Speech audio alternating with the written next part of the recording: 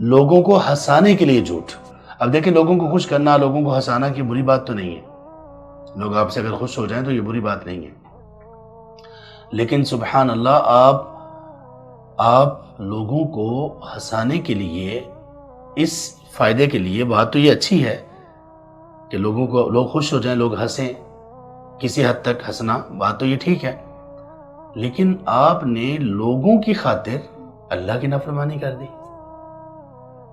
جس چیز سے، جس بری خصلت سے آپ کو اتنا ڈرایا گیا، اتنا آپ کو روکا گیا، آپ کو کہا گیا یہ منافق کی علامت ہے.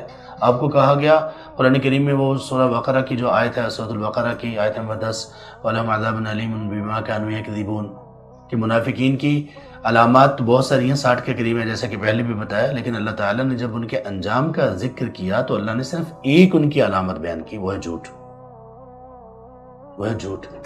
یعنی آپ نے لوگوں کو ہنسانے کے لیے اللہ کی اتنی بڑی نافرمانی کر دی کہ جو اللہ نے قرآن میں منافقین کی علامت کے طور پر ذکر کی کہ ان کی بنیادی علامت جس کی وجہ سے ان کا انجام برا ہوگا وہ جھوٹ ہے.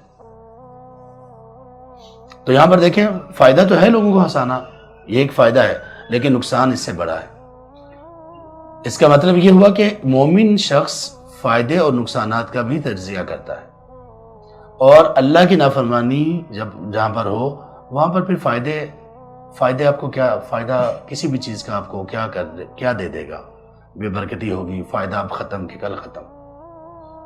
تو اس سے یہ پتہ چلا کہ لوگوں کو ہنسانے کے لیے جھوٹ بولنا یہ عام جھوٹ سے زیادہ بدترین چیز ہے.